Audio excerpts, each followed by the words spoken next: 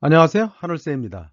주말에는 카타르 월드컵 대한민국의 극적인 역전골을 통한 16강 진출을 기쁨이 가득하였던 시간이었으며 이 기세를 몰아붙여 세계 피파 랭킹 1위 브라질을 가뿐하게 2대1로 꺾고 일본과 8강에서 멋진 대결을 기대하면서 오늘은 항공정비사 실기시험 표준서 제12강 항공기 엔진 개통 중에서 네 번째 윤활 냉각 개통 시간인데요. 그 첫 번째로 왕복 엔진 윤활 냉각 개통에 대해서 제너럴 일반적인 사항과 루브리케이션 시스템과 쿨링 시스템에 대해서 함께 알아보도록 하겠습니다.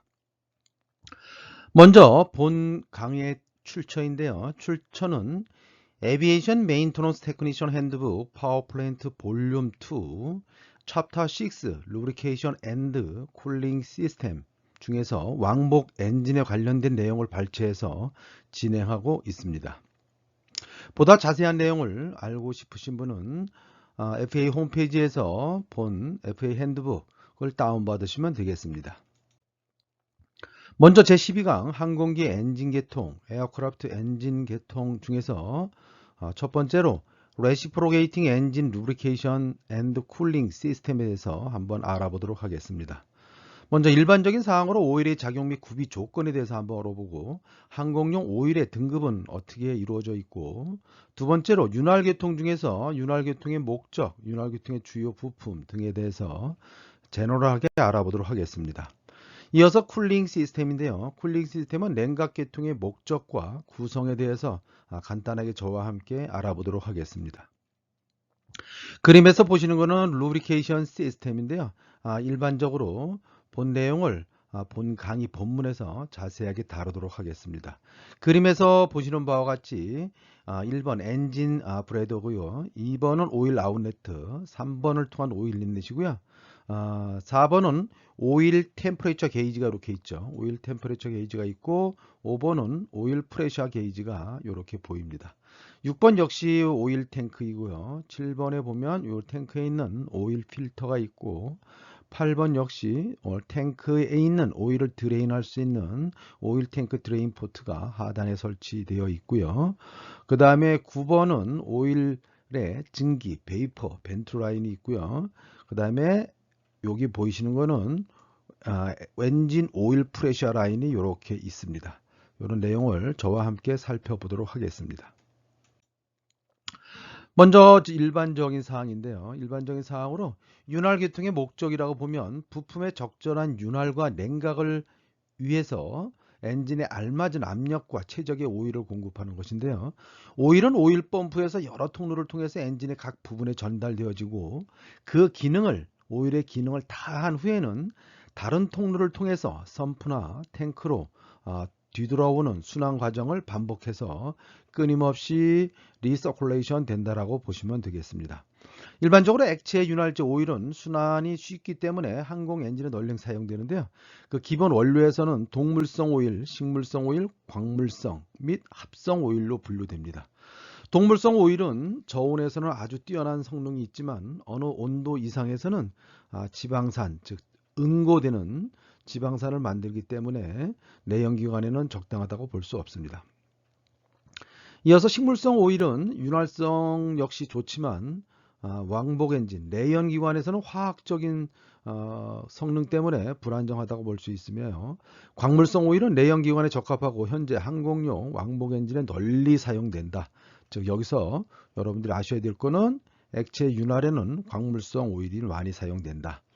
광물성 오일에는 단일 점도의 것과 각종 첨가제를 혼합해서 만든 이중 점도로 한 것이 많이 사용되는데요. 그렇게 알고 계시면 되겠고요.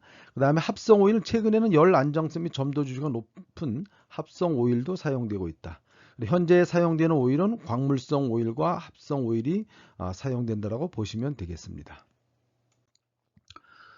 오일을 설명하기에 앞서서 프릭션 여러분 잘 알고 계실 텐데요. 마찰이죠. 마찰에 대해서 개념부터 잠깐 살펴보면 요거는 금속 입자입니다. 요거 금속 입자인데요.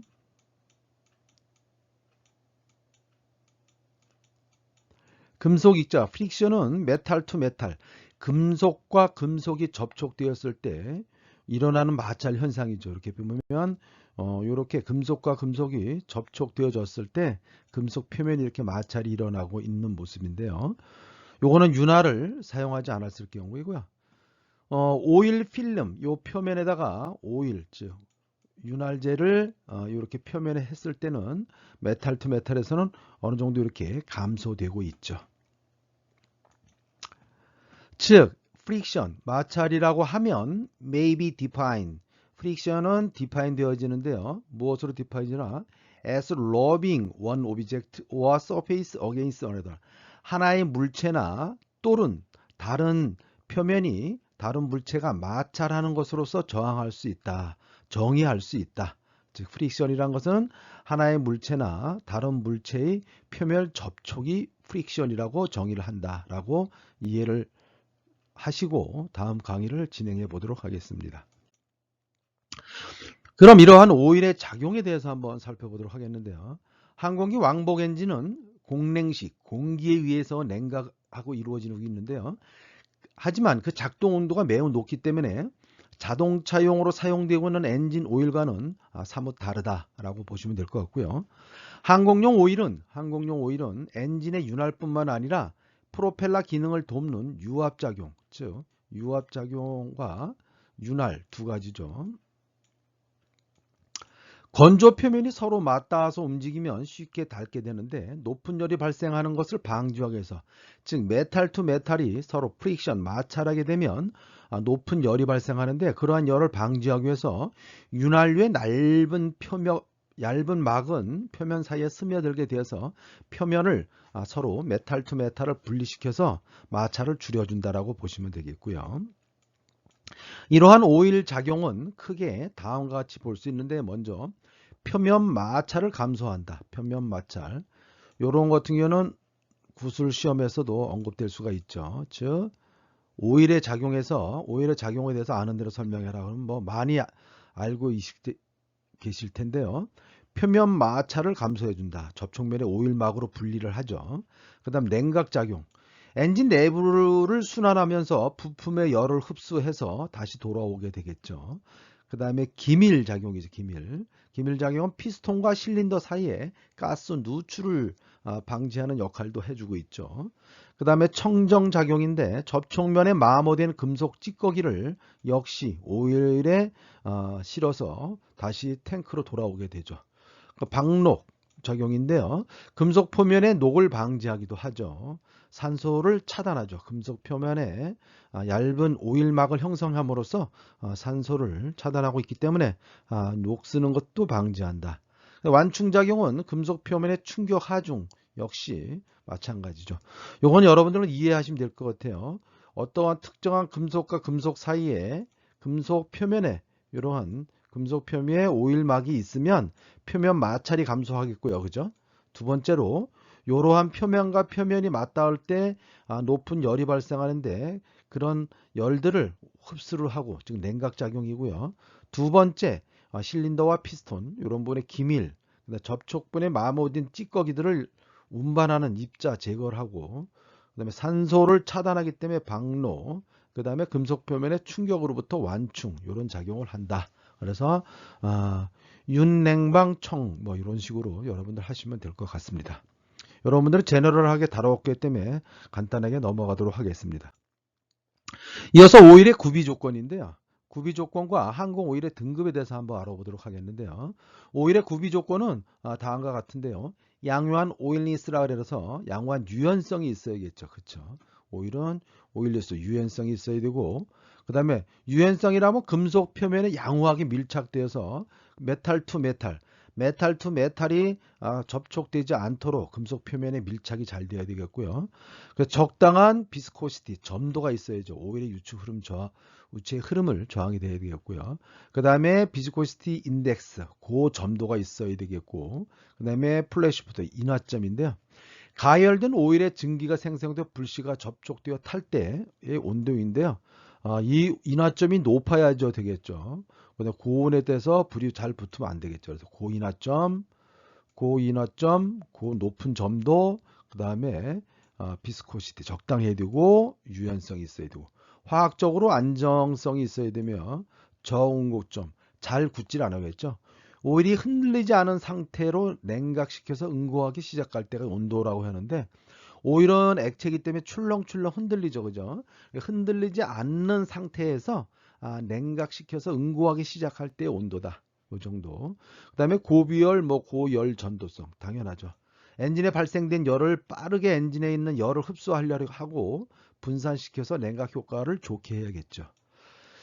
이어서 항공용 오일의 등급에 대해서 한번 살펴보면요. 오일의 분류, 등급은 세로 하는데 세는 SA, 그 다음에 Society Automotive Engineer, 미 자동차 협회 규격이죠. 그래서 130 Fahrenheit 도F에서 200 도F 온도에서 점도에서 세 110에서 10씩 걸러서 70번까지 7종류로 분류된다. 여러분들은 이 정도만 알고 계시면 되겠다.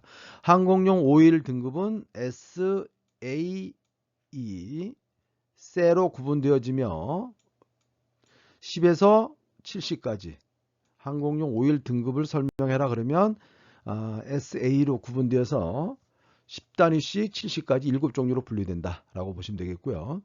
오일의 종류로서는 광물성유 같은 쓰인다는데요. 단일점도 오일과 복용점도 멀티 오일로 구분된다고 앞부분에 말씀드렸죠. 항공용에서 가장 많이 쓰는 건 광물성 섬유를 쓰며 단일로 쓰는 것과 어떤 혼합된 있는 합성유로 사용된다 라고 보시면 되겠습니다.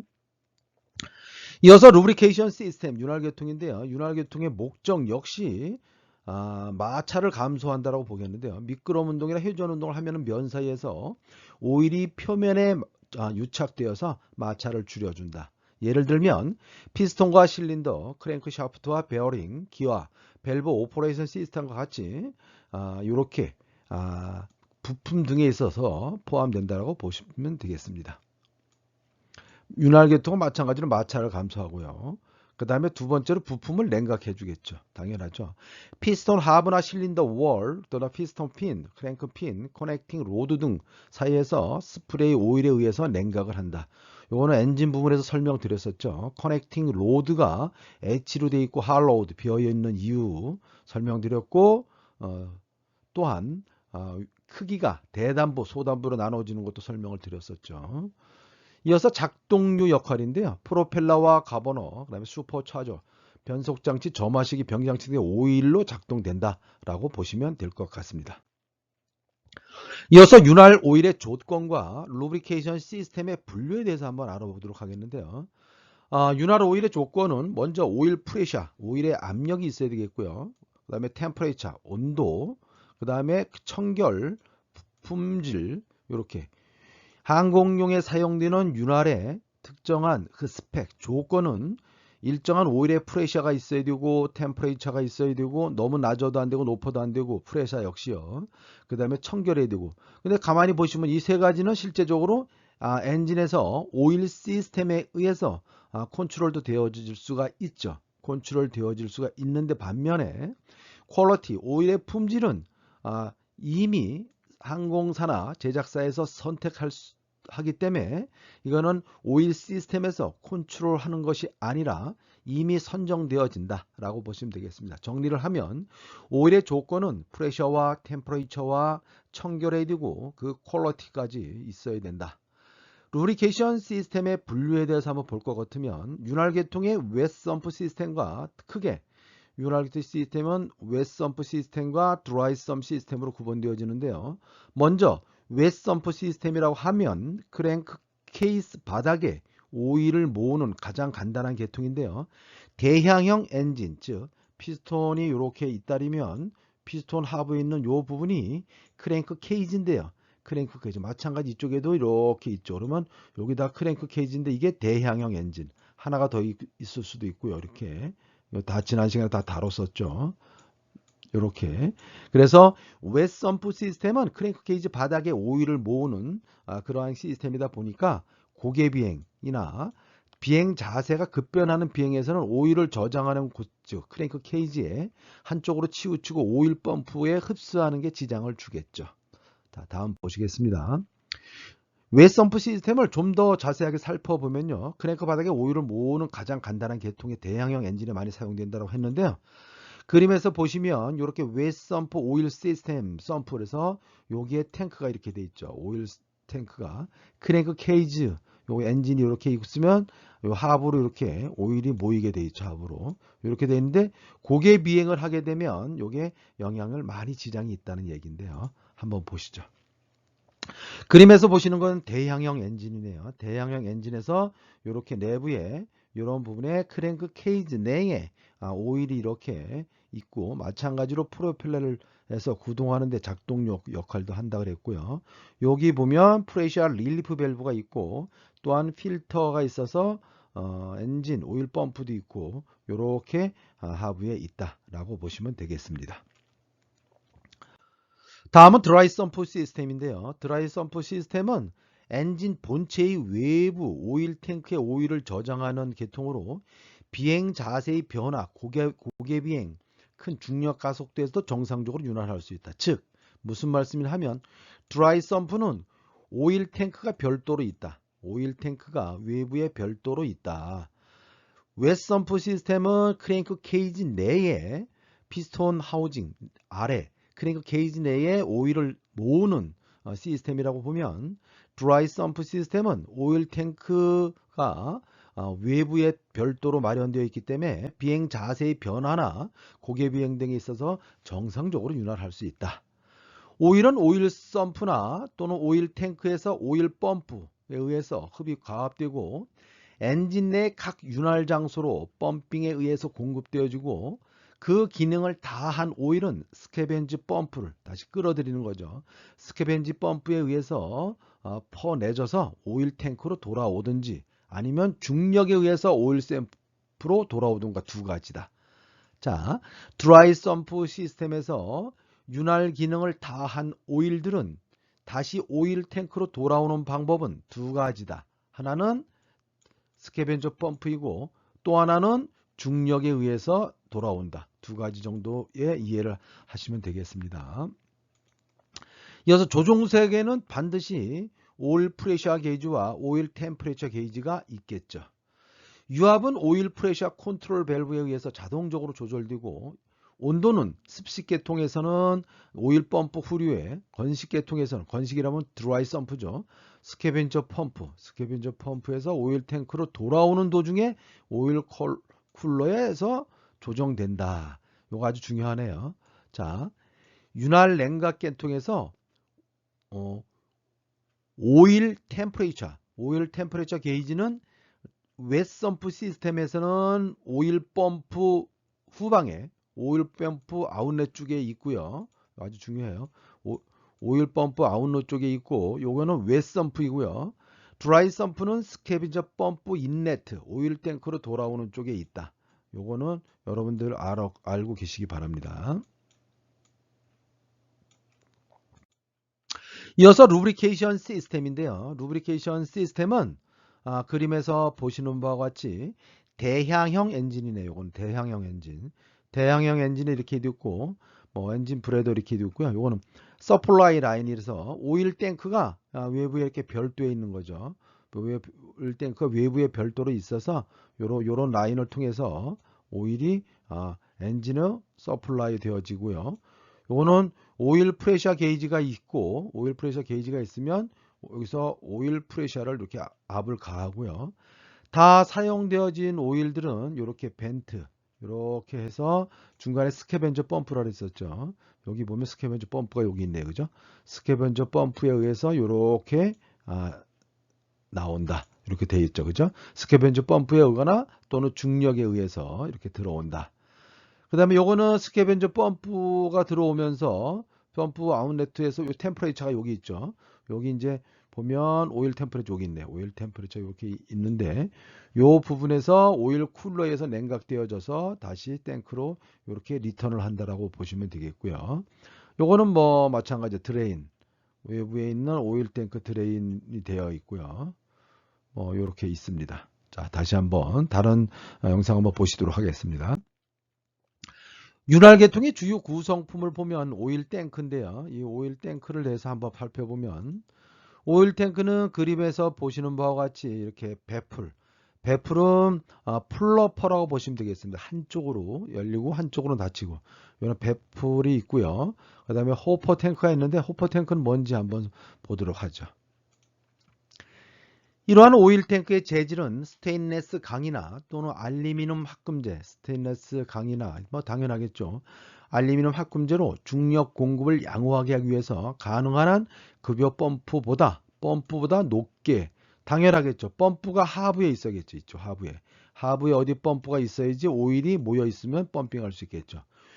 용량은 필요한 오일량의 일의 온도 평차과 거품의 집적을 위해 여유를 고려해서 만들어야겠죠. 즉 무슨 얘기를 하면 요 여유 공간을 두라는 얘기인데요. 이는 오일은 항상 여유 공간에 두는 이유는 각종 엔진의 템퍼레이처, 열을 흡수해서 돌아오기 때문에 오일이 베이퍼, 즉 증기가 생길 수 있기 때문에 어느 정도 여유 공간을 두어야겠지요.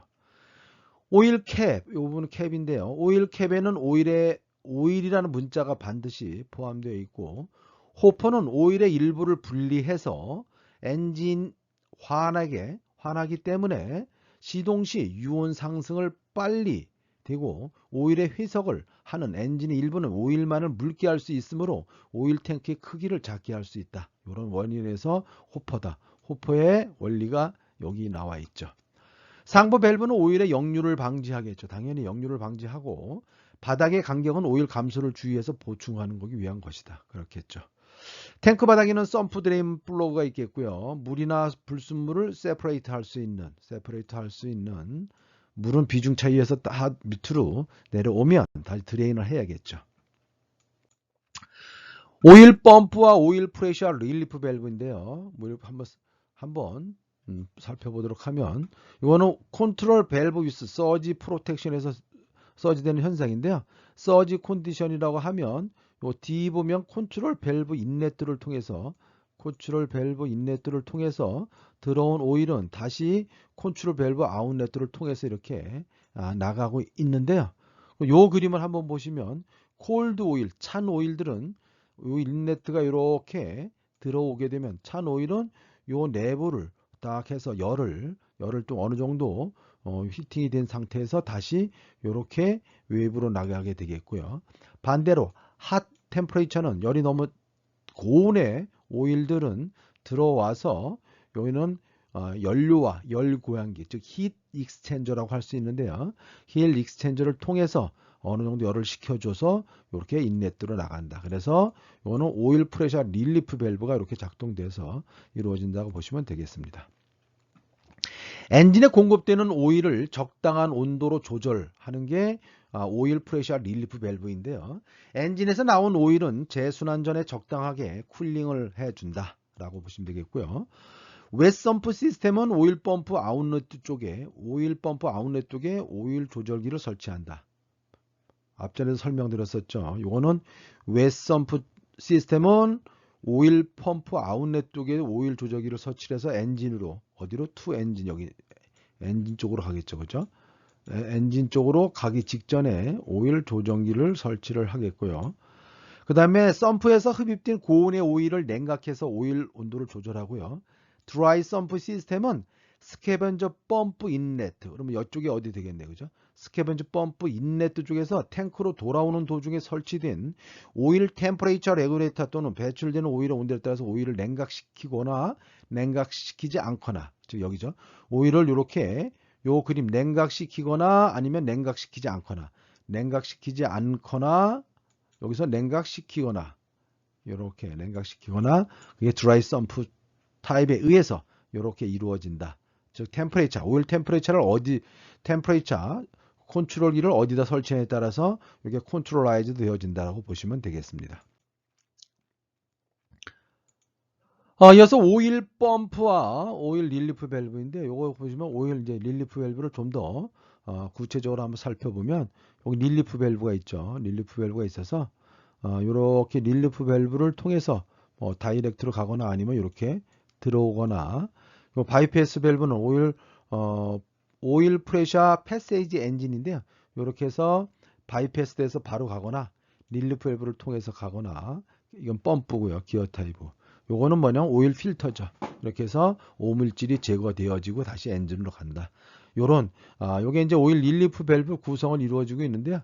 내부가 이렇게 이루어서 단일 모두개로 이루어졌다고 보시면 되겠습니다. 오일은 펌프에 의해서 가압되고 여과기, 좀 요거죠.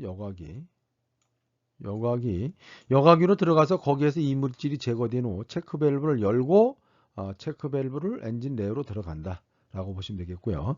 체크 밸브는 스프링에서 가볍게 닫히고 엔진이 정지 중에 오일이 중력 공구로 엔진 내로 들어가는 것을 방지된다. 체크 밸브는 이렇게 생겼다고 보시면 되겠습니다. 요렇게 돼서 볼 타입으로 이렇게 동그랗게 볼 타입으로 되어 있다. 요렇게 열 수는 있지만 이렇게 못 들어오게 된다. 그 다음에 바이패스 밸브는 여과기가 막혔을 때, 여기 바이패스 밸브는 여과기가 막혔을 때 혹은 한랭시 시동을 걸 때 여과기를 열어서 바이패스하고 오일을 엔진으로 흘러가게 한다. 이런 부분들은 뭐 가끔 윤활 냉각 계통에서 바이패스 밸브의 역할은 여과기가 막혔을 때 다이렉트로 바이패스 시킨다 라고 보시면 되겠습니다. 여기에 보면 지금 여과기가 없는데 여기 필터가 있네요. 필터가 꽉 막혔을 때 일로 바로 패스싱이라고 보시면 되겠습니다. 그 다음에 오일 프레셔 조절 밸브는 유압을 일정한 값으로 제한하는데 오일 펌프 출구 압력이 그 이상이 되면 유압 조절 밸브 스프링 힘을 이기고 밸브를 열어서 오일 펌프 입구로 돌아오게 되고 조절 나사에 의해서 조절된다 라고 보시면 되겠습니다. 오일 필터인데요. 그림에 보시면 하우징 필터 엘라멘트 타입의 필터인데 요거 보면 엘라멘트가 이렇게 있죠. 엘라멘트가 있는데 요 필터 엘라멘트인데 요게 이제 실제적으로 보면 여과망이죠. 여과망이 돼 있어. 여기 보면 하우징 이렇게 요 캐니스타 이런 말인데 캐니스타가 이런 하우징이에요. 그 다음에 쿠퍼 가스켓 있고요. 헥스 헤드 스크류가 이렇게 있고요. 러버 가스켓이 있고 그 다음에 커버 플레이트가 있고 러버 가스켓이 있고 자 보시면 여기서 가스켓인데 이러한 실의 종류는 가스켓이 있고 오일이 있다 그랬죠. 가스켓은 한번 장착해서 고정되어지는 곳이죠. 오링은 운동되어지는 곳이고요. 여기는 너트가 있고 그래서 중요한 건 오일 필터는 이렇게 엘라멘트 타입이 있어서 이 엘라멘트만 서로 익스체인지 교환해 줄 수 있다 라고 보시면 되겠습니다. 이어서 이제 커데이 필터의 비율을 한번 자른 걸 보면 요 안에 내부에는 이렇게 보면 내부에 이렇게 여과망이 돼 있죠. 여과망이 이렇게 돼 있고 이런 식으로 되어 있다. 요거 일체형으로 이렇게 되어져 있다라고 보시면 되겠습니다.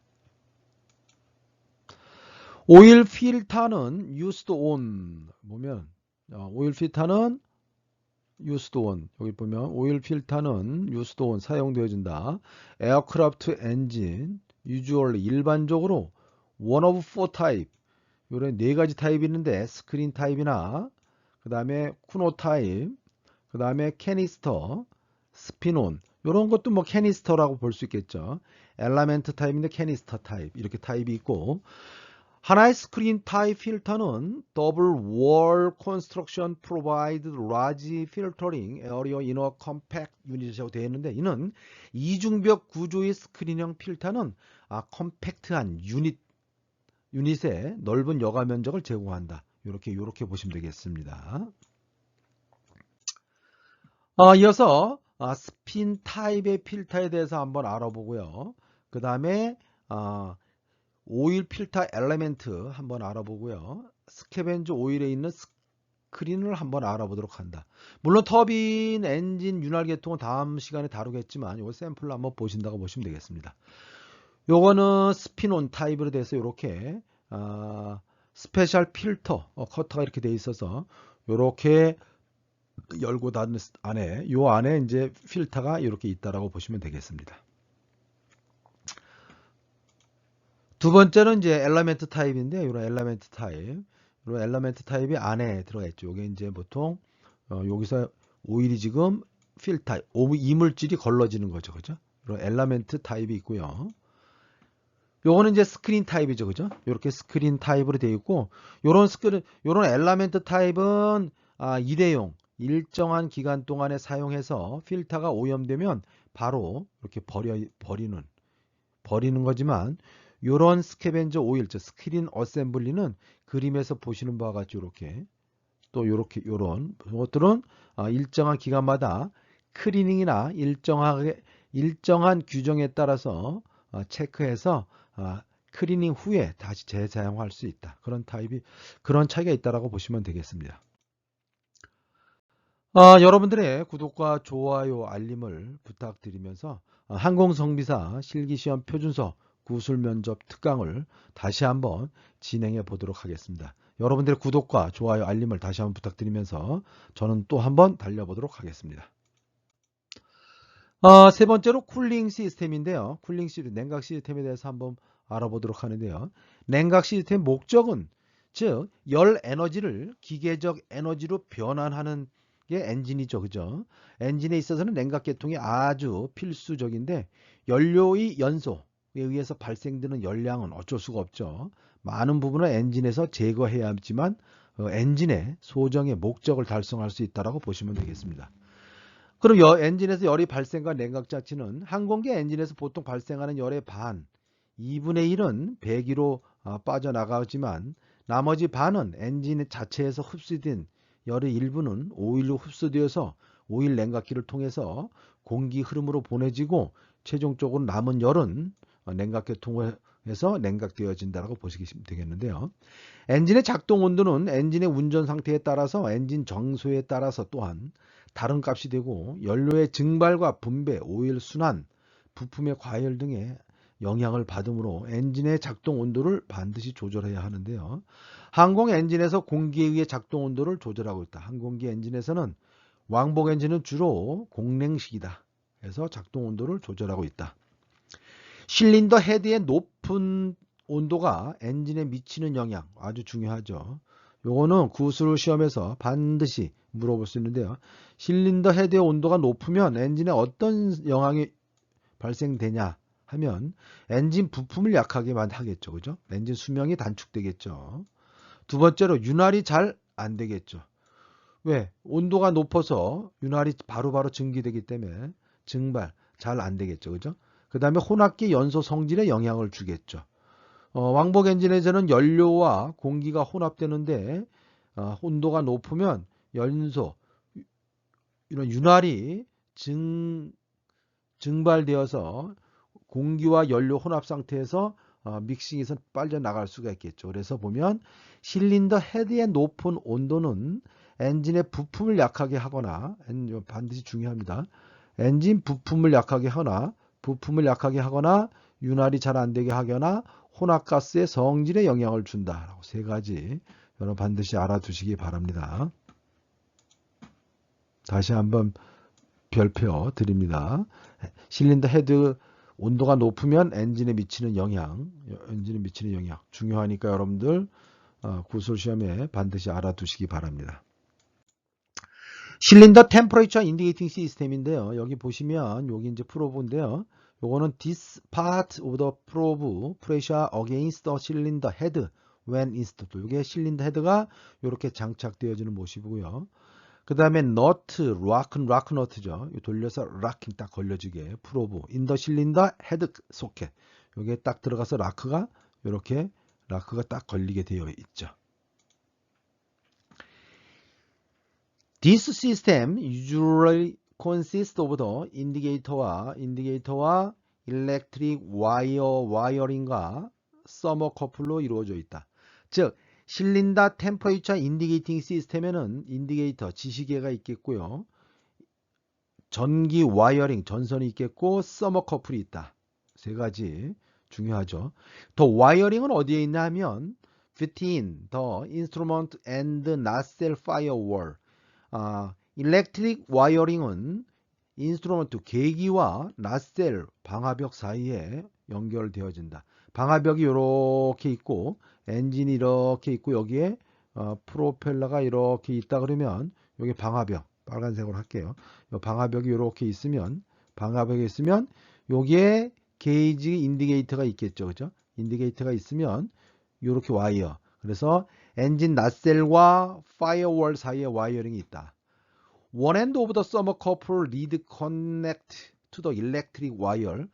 thermocouple to the electrical wire. 한쪽은 와이어에 장착이 되고 이제 요거는 여기에 thermocouple 이렇게 보면 thermocouple은 다른 색으로 thermocouple이 이렇게 thermocouple이 있다라고 하면 요 thermocouple이라면 한쪽은 와이어 즉 one end of the thermocouple lead connect to the electric wiring에 연결되겠죠. 그죠? and 그리고 the other end of the thermocouple lead는 connect to the cylinder. 어디에? 실린더에 연결되겠죠. 그림에 보시면 이렇게 이해되겠죠. 여기 그림에서도 마찬가지라고 보시면 되겠습니다. 다른 걸 한번 보시면 더 thermocouple, 대해서 설명하고 있는데요. 자, thermocouple consists of two dissimilar metal, 즉 서로 다른 이중 금속이죠. 그 다음에 general constant iron, 이거 중요하죠.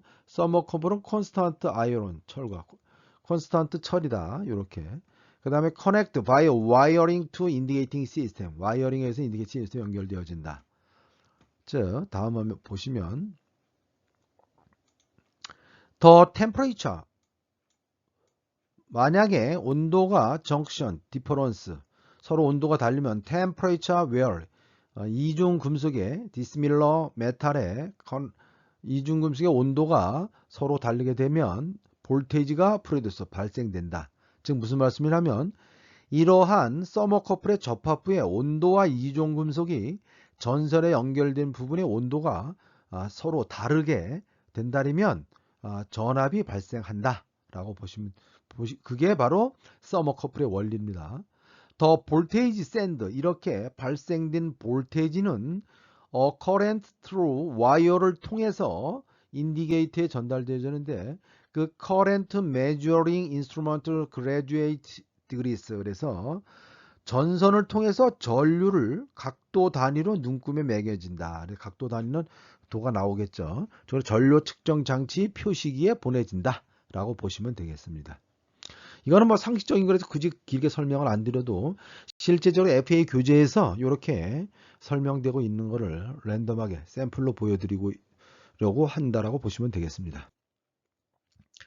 이어서 가스켓 CHT 프로브인데 CHT 보면 실린더 헤드 템퍼레처입니다. 실린더 헤드 템퍼레처.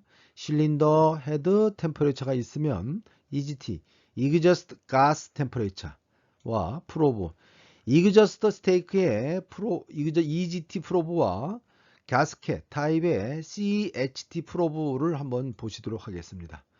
요거는 가스켓 타입의 실린더 헤드 템퍼레처 프로브가 이렇게 레시프로게이팅 왕복 엔진에 이렇게 장착되어 있는 모습을 보실 수 있고요. 이어서 EGT 프로브는 이렇게 사입, EGT 프로브 마운티드 이그저스트 스테이크, 이렇게 여기에 보면 이그저스트 덕트 같은데요. 이그저스트 덕트에 이렇게 EGT 프로브가 있는 모습을 보실 수가 있다라고 보시면 되겠습니다.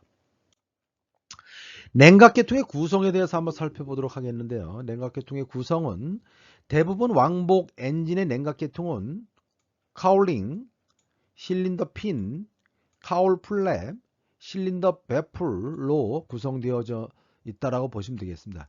냉각계통의 구성은 어떻게 이루어진다? 카울링, 실린더 핀, 카울 플랩, 실린더 베풀이다. 네 가지. 먼저 카울링은 엔진, 여기서 카울이라고 하면 뭐죠? 엔진을 싸고 있는 스킨이에요. 엔진을 싸고 있는 스킨을 카울링이라 그러는데, 그래서 일반적으로 뭐 노스 카울, 트러스터, 리버서 카울 이렇게 터빈 엔진에서 다루겠는데요. 그래서 카울이다. 카울링은 엔진을 싸는 덮개로서 두 가지 기능을 한다. 하나는 표면이 유선형으로 해서 기체의 일부로서 엔진의 항력을 줄여주기 위한 것이고요. 또 하나는 내부의 공기를 들어오게 해서 유입해서 실린더 주위와 실린더 사이를 통해서 후부에 있는 카울 플랩으로서 밖으로 배출시켜준다. 이렇게 보시면 되겠습니다. 즉 카울링은 항공기 유선형으로 해서 항력을 줄여주거나 내부에 있는 실린더를 냉각하기 위해서 공기를 들어오는 역할을 해준다라고 보시면 되겠고요. 실린더 핀인데요. 이 핀, 뭐 핀은 요런 핀이죠. 도샬 핀처럼. 실린더 핀은 실린더 벽과 실린더 헤드 사이, 즉 실린더 월과 실린더 헤드 사이에 열을 발산하는데요. 카울 플랩에 들어가 있는 공기가는 핀을 통해 핀 위를 통과할 때 그 열을 흡수해서 실린더 열을 발생한다 라고 보시면 되겠고요. 카울 플랩인데 카울 플랩은 플랩이 업다운이죠. 그죠? 우리 프라이트 컨트롤 시스템에서 플랩을 보셨죠. 그죠? 카울 플랩은 카울링 후브의 냉각 공기 배출 면적을 증가시켜 준다는 얘기는 뭐냐면 카울 플랩을 열어서 배출 면적을 증가시켜 줘서 많은 공기가 유입돼서 엔진을 많이 냉각할 수 있도록. 그다음에 실린더 배풀을 공기 흐름을 차단하고 공기를 막는 걸 차단하고 실린더와 실린더 주위에 장착되는 디플렉트 반사죠. 사이에 강제적으로 공기를 통하게 하는 역할을 해준다. 이렇게 냉각 계통은 4개. 카울링, 실린더 핀, 카울 플랩, 실린더 배풀로 이루어져 있다. 한 번씩 보셔 자세하게. 그 다음에 이그저스트 이젝터인데요. 이거는 배기가스의 흐름에 의해서 발생하는 저압을 이용해서 방화벽의 전방 엔진실의 공기를 흡입해서 냉각 공기의 흐름을 만드는 것으로 운전 조건에서 엔진의 냉각이 가능하다. 즉 카울링 전방에 프로펠러 스피너를 사이에 두고 2개의 흡입구가 있고 냉각 공기는 좌우로 나누어서 유입되어서 엔진실 내에는 카울링과 엔진 사이가 실링되고 있기 때문에 배풀에 의해서 냉각 공기가 엔진실 모든 부분으로 유도된다. 그래서 이그저스트 이젝터인데요. 강제 공냉도 있죠. 냉각 방식에는 전방에서 비행 속도에 의해서 공기의 램 프레셔죠. 외부 공기가 갖고 있는 압력을 이용해서 헬리콥터에서는 비행 속도가 늦고 하버링, 공중에 떠서 있는 상태죠. 하버링 등 정지 상태에서 냉각 공기가 매우 부족하죠. 이럴 때 실린더 또는 엔진 전체를 샤라우드를 덮고 여기에 크랭크 축에 기아열을 매개로 구동되는 냉각 팬에서 공기를 강제로 압송해서 실린더 주변의 공기를 통하게 하는 강제 방식도 있다. 이것을 포스트 쿨링이라고 한다. 즉, 이것도 중요하죠. 헬리콥터 같은 비행 속도가 낮고 하버링 등 정지 상태에 있는 헬리콥터에서는 어떤 방식의 엔진을 냉각하고 있나 하면 포스드 쿨링, 즉 강제 공냉을 하고 있다라고 보시면 될 것 같습니다. 자, 그림으로 한번 보실 것 같은데 이거는 카울링이 있는데요. 카울링이 이렇게 있고 실린더 핀이 있는데 뭐 간단합니다. 카울링은 이렇게 요게 지금 카울이죠. 이렇게 이게 카울인데요. 전부 다 이렇게 다 이거 카울이죠. 이렇게 엔진을 싸고 있는 이 스킨이 다 카울이에요.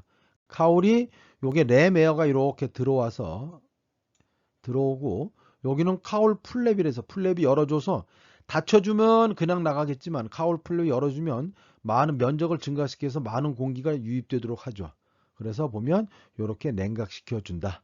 여기에 배풀도 있어요. 이렇게 에어크로프트 서플라이드 배풀이 딱 막혀 있어서 공기가 이렇게 냉각되도록 해준다. 그 다음에 쿨링 에어 익사이트 이쪽으로 빠져나가고요.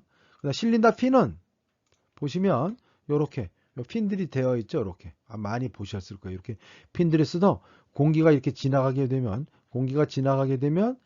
요 펜 사이에 에어에 의해서 냉각될 수 있도록 실린더 핀 구조를 이렇게 만들어져 있다. 실린더 핀이 만들어져 있고 요거는 엔진 카울링에 의해서 이렇게 냉각하는 방식이 있겠고요. 카울 플랩이 있는데 그림에서 보셨듯이 이렇게 카울 요번이 이제 4번이 카울 플랩인데요. 카울 플랩이 이렇게 있어서 카울 플랩이 있고 카울 플랩 컨트롤 레버가 이렇게 있죠. 컨트롤 레버가 세스나 항공기에서 이렇게 컨트롤 레버가 있고 그 다음에 포지셔닝 브라켓가 이렇게 있고 이거는 레프터 카울 플랩 컨트롤 하는 게 있고 이거는 라이트 카울 플랩 컨트롤 이렇게 있다. 엔진 위를 지나는 공기량을 조절하는 가장 일반적인 방법은 카울 플랩인데요. 플랩에는 죄송합니다. 플랩에는 전기 모터로 구동되는 잭스크류는 이렇게 기다랗게 돼서 요런 식으로 크게 스크류에서 열고 닫힌다라고 보시면 되겠습니다. 터보제트 엔진에서 잭 스크류는 호리존탈 러다나 이런 경우에 잭 스크류 사용되고 있죠. 경비행기에서 수동으로 개폐된다라고 보시면 되겠습니다. 카울 플랩이 이렇게 있고요. 실린더 배풀과 실린더 헤드 배풀과 디플렉트 시스템을 한번 보도록 하죠. 실린더 배풀은 이렇게 돼 있어서 에어 배풀이 딱 막고 있죠. 그래서 에어가 이렇게 오다가 배풀에 의해서 다시 이렇게 냉각도 하고 여기로 들어가서 이렇게 냉각하고 또 디플렉트에서 이렇게 마찬가지. 뭐 디플렉터나 여기는 디플렉터나 여기 배풀이나 큰 의미는 없어요. 뭐 비슷한 목적으로 사용된다. 실린더 헤드 배풀과 디플렉터를 다시 한번 보시면 이렇게 에어가 들어온 거는 배풀이 딱 보면 단면을 크게 한 거죠. 여기에 이렇게 해서 디플렉트에서 막 에어를 이렇게 실린더 헤드네, 여긴 헤드를 이렇게 냉각시켜주는 타입이라고 보시면 되겠습니다. 아주 간단하죠. 이어서 엔진 쿨링과 이그저스트 시스템인데 한번 보시면 요거는 쿨링 시스템 스피너 프로펠러 스피너에 두 개의 입구가 있다 그랬죠. 두 개의 입구로 들어온 에어는 램 에어겠죠, 그죠? 램 에어는 램 프레셔에 의해서 들어온 에어들은 이렇게 각각의 엔진을 시켜준 다음에 어떻게 통해서 이렇게 빠져나가죠. 외부로 빠져나간다. 이그저스트 스테이크 이렇게 빠져나간다. 엔진을 시켜주고 이게 이그저스트 시스템이라고 보시면 되겠습니다. 오늘은 항공정비사 실기시험 표준서 제12강 네 번째 중 첫 번째 시간으로서 왕복 엔진 윤활 계통에 대해서 알아보았는데요. 다음은 터빈 엔진 윤활 계통에 대해서 한번 알아보도록 하겠습니다. 다시 한번 구독과 좋아요, 알림을 부탁드리면서 저는 다음 시간에 뵙겠습니다. 감사합니다.